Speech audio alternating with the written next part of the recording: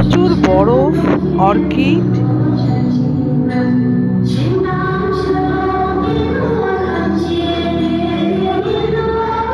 Waterfalls এবং শান্ত monastery সব যদি একসাথে দেখতে চান তাহলে কিন্তু অবশ্যই যেতে হবে অরুণাচল প্রদেশ। সেই উদ্দেশ্যেই আজ 10th মে আমরা পৌঁছে গেছি হাওড়া স্টেশন। এবার কিন্তু আমরা একা যাচ্ছি না, আমরা যাব গ্রুপ ট্যুরে যাচ্ছি।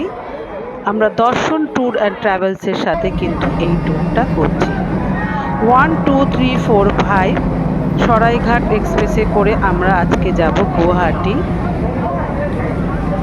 বিকেল 4:05 আমাদের কিন্তু ট্রেন ছাড়বে এবং আমাদের কিন্তু ঠিক সময় মতনই ট্রেন এসে পৌঁছে গেছে।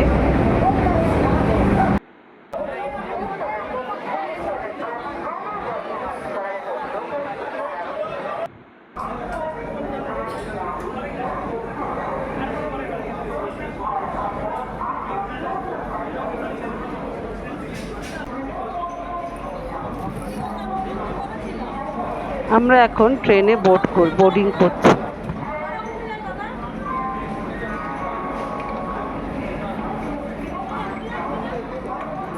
আজকে বিকেল 4:05 ছেড়ে ট্রেনটি কালকে সকালে 9:40 গিয়ে কিন্তু পৌঁছাবে।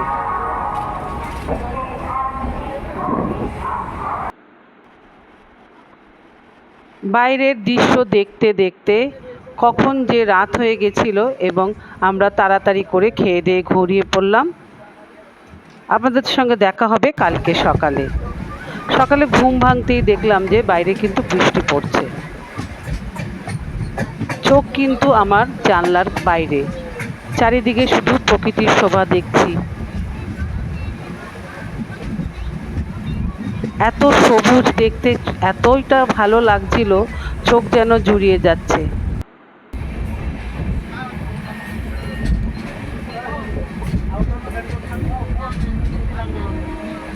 বাইরের চারিদিকে শোভা দেখতে দেখতে আমরা কিন্তু অবশেষে এসে পৌঁছেছি গুয়াহাটিতে।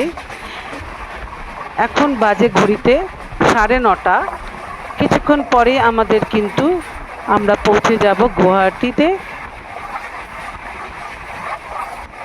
এখন ঘড়িতে সকাল 10টা, আমাদের ট্রেন 20 মিনিট লেট হয়েছে। আমরা গুয়াহাটি স্টেশনে এসে পৌঁছে গেছি।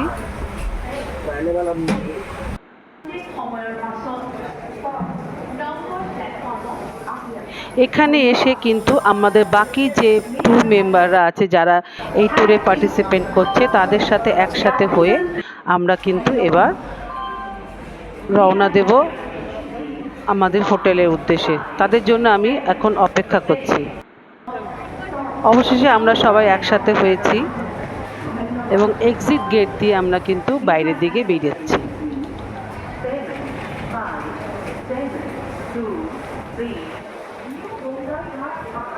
গুয়াহাটি স্টেশনটা কিন্তু খুবই পরিষ্কার পরিচ্ছন্ন।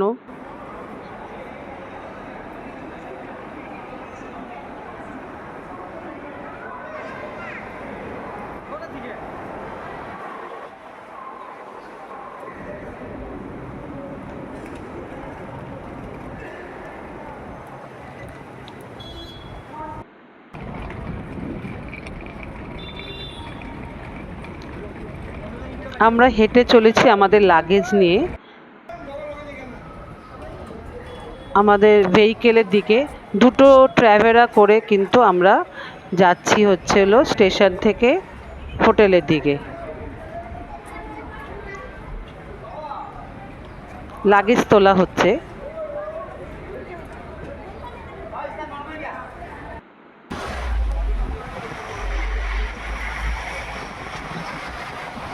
আমাদের গাড়ি ছেড়ে দিয়েছে। বাইরের পরিবেশ দেখতে দেখতেই কিন্তু আমরা পৌঁছে গেলাম আমাদের হোটেলে।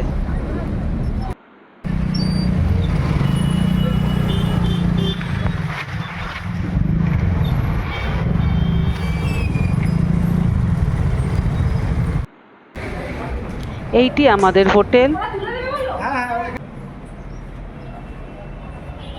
দি অগ্নিদ্বীপ।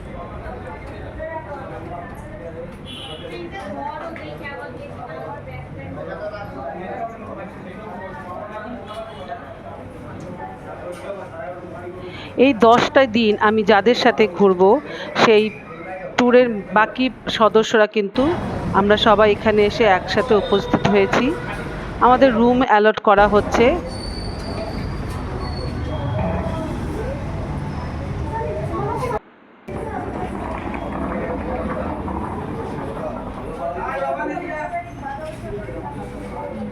সেই ফাঁকে আমরা একটুখানি সবাই মিলে বসে একটু গল্প গুজব একটু বিশ্রাম করে নিচ্ছি।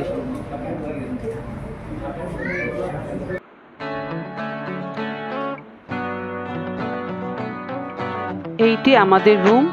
চলুন আপনাদের রুমটা ঘুরে দেখাই। বেশ ছিমছাম এসি রুম।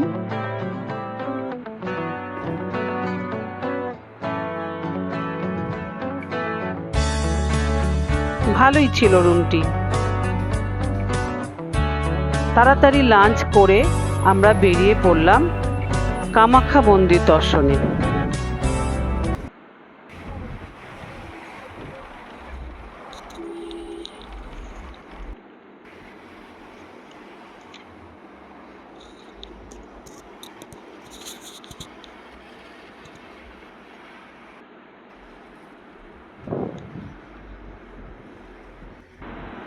নীলাচল পাহাড়ের চূড়ায় কামাখ্যা মন্দির অত্যন্ত প্রাচীন ও পবিত্র শক্তিপীঠ। 51টি শক্তিপীঠের অন্যতম কিন্তু এই কামাখ্যা মন্দির। কথিত আছে দেবী সতীর দেহত্যাগের পর তার যোনি এখানে পড়েছিল বলে বিশ্বাস করা হয়। তন্ত্র সাধনার একটি প্রধান কেন্দ্র কিন্তু এই কামাখ্যা মন্দিরটি। ভেতরে ঢুকলে আপনার মনটা কিন্তু শান্ত হয়ে যাবে, একটা ভক্তির রস আপনার মধ্যে কিন্তু কাজ করবে, মনটা ভালো হয়ে যাবে এই মন্দির প্রাঙ্গণে প্রবেশ করলেই। দর্শনের সময় ভোর 5:30টায় খোলা হয় এবং দুপুর 1টার সময় কিন্তু মন্দির বন্ধ করে দেওয়া হয়। আবার 3টের সময় ভক্তদের জন্য আবার এই মন্দির খুলে দেওয়া হয়।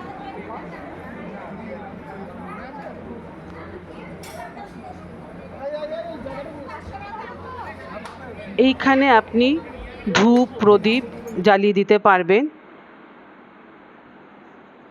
দর্শনের কিন্তু বিশেষ ব্যবস্থা আছে, আপনি কিন্তু ভিআইপি দর্শনও করতে পারেন। তার জন্য কিন্তু আপনাকে অনলাইন বা অফলাইনে টিকিট কাটতে হবে। টিকিটের মূল্য হচ্ছে 500 টাকা। বা আপনি কিন্তু সাধারণ লাইনে দাঁড়িয়েও কিন্তু দর্শন করতে পারবেন, কিন্তু অনেকটা সময় লাগবে, প্রায় 7-8 ঘন্টা কিন্তু আপনার টাইম লাগবে। আর যদি আপনি ভিআইপি দর্শন করেন তাহলে কিন্তু আপনার সময় লাগবে 2 থেকে 3 ঘন্টা। এইটিকে বলা হয় সৌভাগ্য কুণ্ড। সৌভাগ্য কুণ্ডের জল স্পর্শ করে মাথায় দিয়ে তবে কিন্তু মন্দিরে পুজো দিতে যাওয়া হয়। আমাদের হাতে অতটা সময় ছিল না, আমরা আজকে গর্ভ গিয়ে তাই পুজো দিতে পারবো না। আমরা বাইরেই পান্ডার সঙ্গে কথা বলে পুজো সামগ্রী কিনে আমরা কিন্তু পুজো দিয়েছিলাম।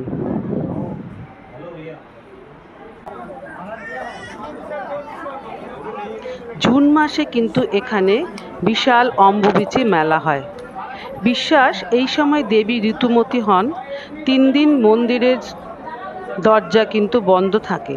চতুর্থ দিন বিশেষ পূজার পর ভক্তদের জন্য দরজা খুলে দেওয়া হয়।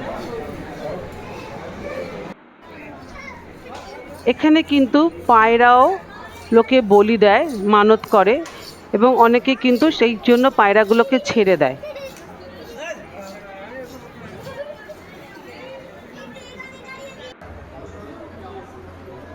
আমাদের পুজো দেওয়া হয়ে গেছে।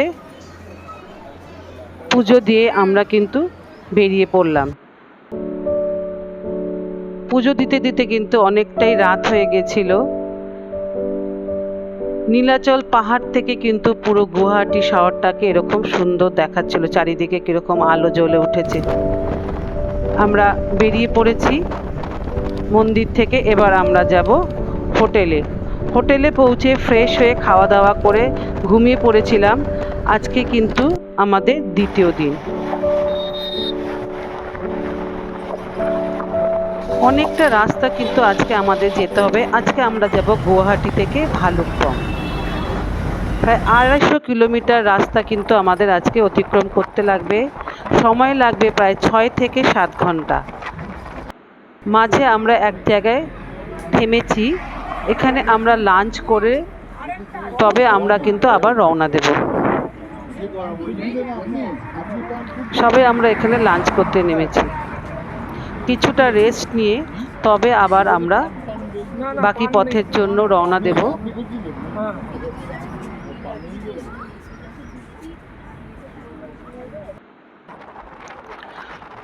চলেছি ব্রহ্মপুত্র নদীর ওপর দিয়ে।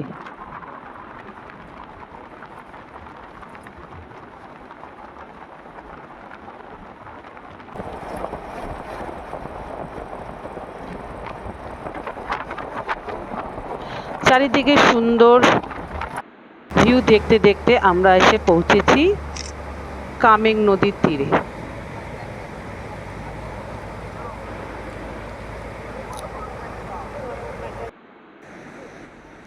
সূর্যাস্তের সময় কামেং নদীর শোভা যেন অপরূপ। মুগ্ধ হয়ে শুধু কিন্তু এই দৃশ্য আমি দেখছিলাম এবং আমরা সবাই কিন্তু অনেকটা সময় এখানে খুব মজা করে আনন্দ করছিলাম।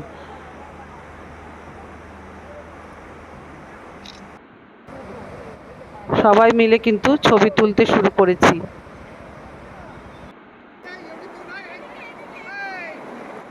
কি পরিষ্কার জলটা দেখুন। বেশ অনেকটা সময় এখানে কাটিয়ে আমাদের গাড়ি আবার রওনা দিল ভালুকপংয়ের উদ্দেশ্যে। সবুজ উপত্যকা, নীল আকাশ এবং পাহাড়ের সারি দেখতে দেখতে আমাদের গাড়ি কিন্তু এগিয়ে চলেছে। এই বাইরে ঘুরতে এলে কিন্তু এই রাস্তার জার্নিটাই কিন্তু আমার সব থেকে বেশি ভালো লাগে। কলকাতা শহরে তো এটা পাওয়া যায় না।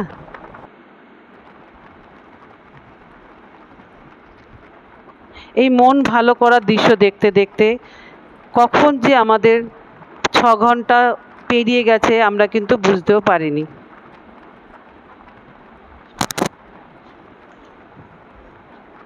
পথের ক্লান্তি কিন্তু এই দৃশ্য দেখতে দেখতে অনেকটাই কমে যায়।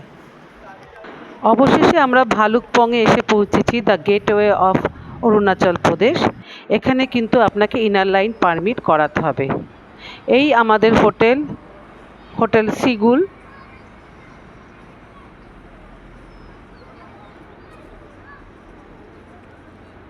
হোটেলের চারিদিকের পরিবেশটা কিন্তু সত্যি মনোরম এবং উল্টো দিকেই কিন্তু একটা ফুটবল গ্রাউন্ড।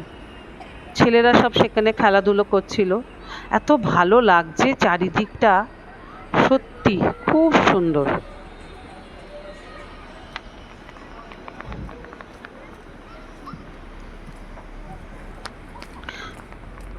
যতক্ষণ আমাদের রুম অ্যালট হচ্ছিল আমি এবং আমার হাজব্যান্ড বেরিয়ে পড়লাম চারিপাশটা দেখতে। পাহাড়ি জায়গা, খুব তাড়াতাড়ি কিন্তু সন্ধে নেমে আসবে এবং রাত হয়ে গেলে কিন্তু কিছুই দেখতে পারবো না এবং পরের দিন খুব ভোরবেলা কিন্তু আমাদের বেরিয়ে যেতে হবে দিরাংয়ের উদ্দেশ্যে। তাই আমরা ভাবলাম যে চারিপাশটা একটু ঘুরে দেখে আসি। পাহাড়ি একটা ছোট্ট গ্রাম।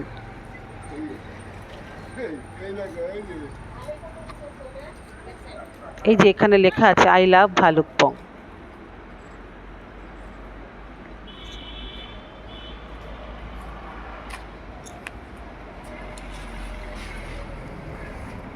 এরই মধ্যে আমাদের রুম অ্যালট করা হয়ে গেছে।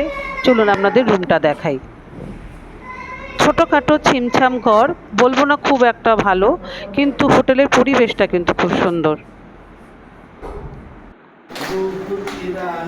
সবাই ফ্রেশ হয়ে বিকেলে স্ন্যাক্স খেয়ে সবাই মিলে কিন্তু আমাদের এখন খুব দারুণ আড্ডা জমেছে।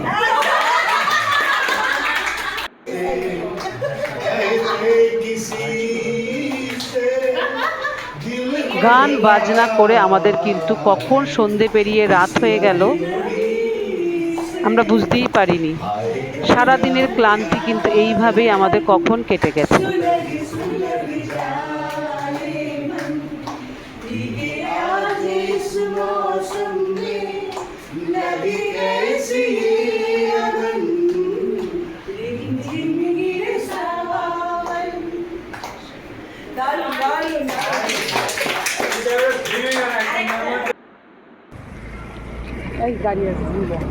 এখন বাজে সকাল 9টা, আমাদের ব্রেকফাস্ট হয়ে গেছে। আজকে আমরা যাব ভালুকপং থেকে দিরাং। প্রায় 130 কিলোমিটার পথ লাগবে, কিন্তু আমাদের প্রায় 6 ঘন্টা।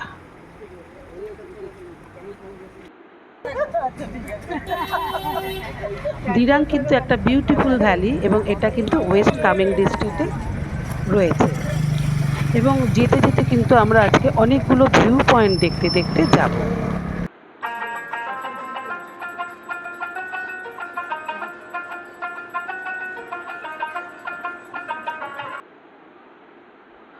প্রথম যেখানে আমরা এখন এসে পৌঁছেছি, এটাকে বলা হচ্ছে টিপি অর্কিড সেন্টার।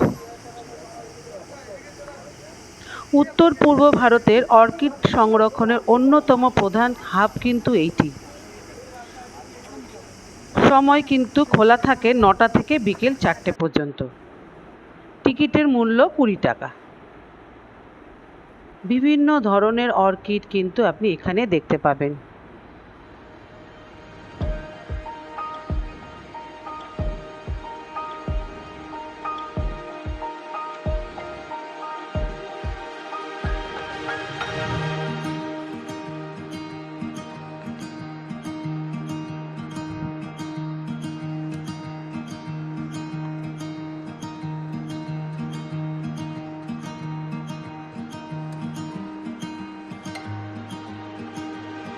অনেকটা জায়গা নিয়ে কিন্তু এই অর্কিড সেন্টারটা। ওখান থেকে কিছুটা হেঁটে গেলেই কিন্তু দেখা মিলবে রিভার কামিং এবং দ্য টাইগার রিজার্ভ। এখানেও কিন্তু আপনি অনেকটা সময় কিন্তু এখানে কাটাতে পারবেন।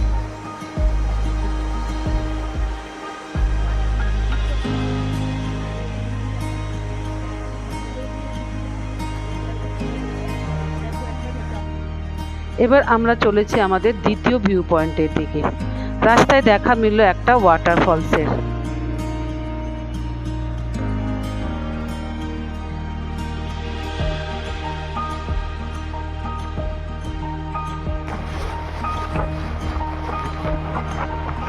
পাহাড়ি রাস্তা ধরে আমরা এগিয়ে চলেছি এবং এসে পৌঁছলাম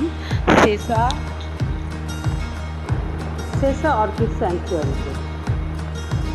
ততক্ষণে কিন্তু বৃষ্টি নেমে গেছে।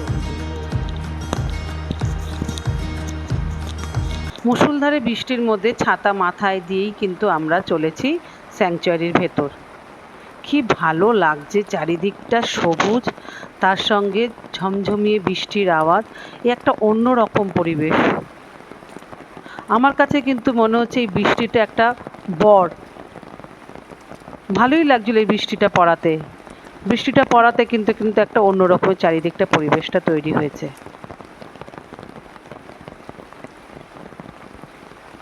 গাছের পাতার ওপর বৃষ্টির জল এসে পড়ছে, তার শব্দ শুনতে পাচ্ছেন আপনারা? নানান ধরনের অর্কিড, সবকিছু তো নাম জানি না। এবং বৃষ্টি পড়ছে বলেও কিন্তু আমরা খুব একটা বেশি দূর কিন্তু ভেতরে ঢুকিনি।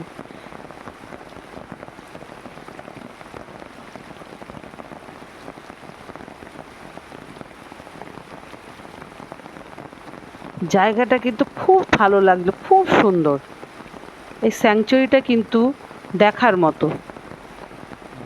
চারিদিকটা কি সবুজ।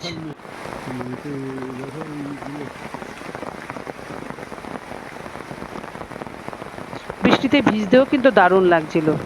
পাশেই কিন্তু ছিল একটা ওয়াটারফলস। আমরা দেরি না করে সবাই মিলে ওখানে চলে গেলাম এবং যেটা হয় সবাই মিলে কিন্তু ছবি তুলতে শুরু করেছি। বৃষ্টিতে ভিজেও কিন্তু আমার ছবি তোলা থামাইনি। এই কিন্তু মজা।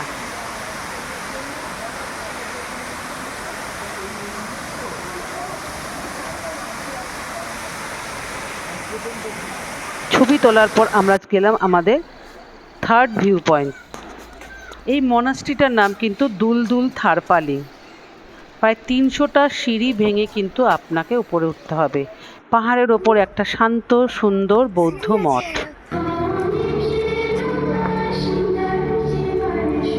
টেঙ্গা নদীর তীরে কিন্তু এই বৌদ্ধ মনাস্ট্রিটা তৈরি হয়েছে।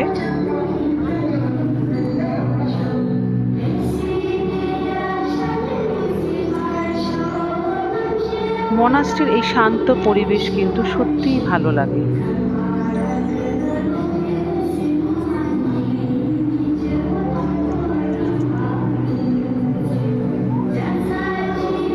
মনাস্ট্রির ওপর থেকে দেখুন এরকম একটা ভিউ দেখা যাচ্ছে,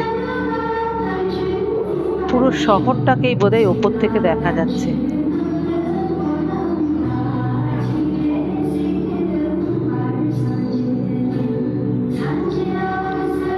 আকাশে কিন্তু মেঘ এসে পাহাড়কে ঢেকে দিচ্ছে,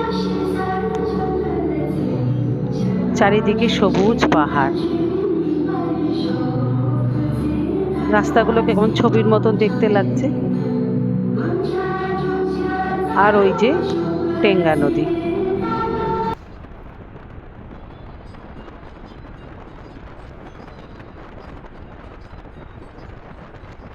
আবার আমাদের গাড়ি রওনা দিয়েছে। এবার আমরা যে ভিউ পয়েন্টে এসে পৌঁছেছি এটাকে বলা হয় জামিরি হ্যাঙ্গিং ব্রিজ। কামেং নদীর ওপরে কিন্তু এই ব্রিজটা, কিরকম ঝুলছে ব্রিজটা। আর ওই যে নিচে কামেং নদী।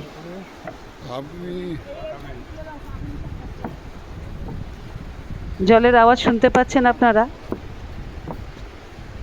কামেং নদী।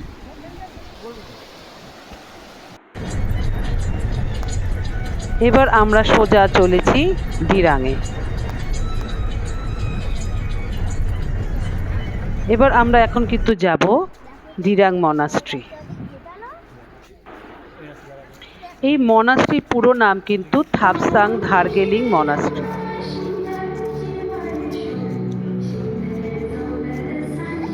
দিরাং শহর থেকে প্রায় 4-5 কিলোমিটার দূরে পাহাড়ের চূড়ায় কিন্তু এই মনাস্ট্রিটা। এখান থেকে পুরো দিরাং উপত্যকাটা কিন্তু দেখা যায়। সকাল 6টা থেকে 7টা পর্যন্ত কিন্তু এই মনাস্ট্রি খোলা থাকে। ভীষণই শান্ত পরিবেশ, পাহাড়ে ঘেরা এই দিরাং মনাস্ট্রি কিন্তু দারুণ, এক কথায় অনবদ্য। ভেতরে সুন্দর বাগান, শান্ত পরিবেশ, আপনার মনকে ভালো করে দেবে এই চারিদিকের পরিবেশ।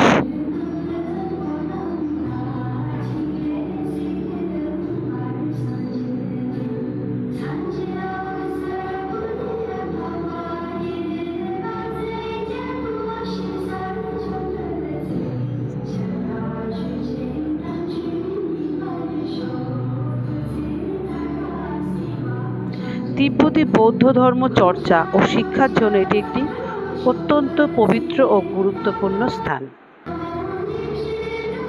14 দালাই লামা এই মনাস্ট্রিটি তৈরি করেছেন।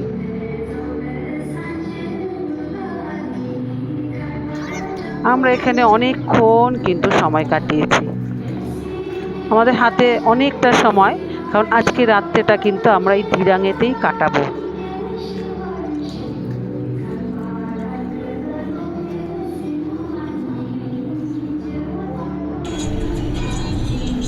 এবার আমরা কিন্তু বেরিয়ে পড়েছি আমাদের হোটেলের উদ্দেশ্যে। অনেকটা রাস্তা কিন্তু যেতে হবে। দিরাং একটা পাহাড়ি উপত্যকা।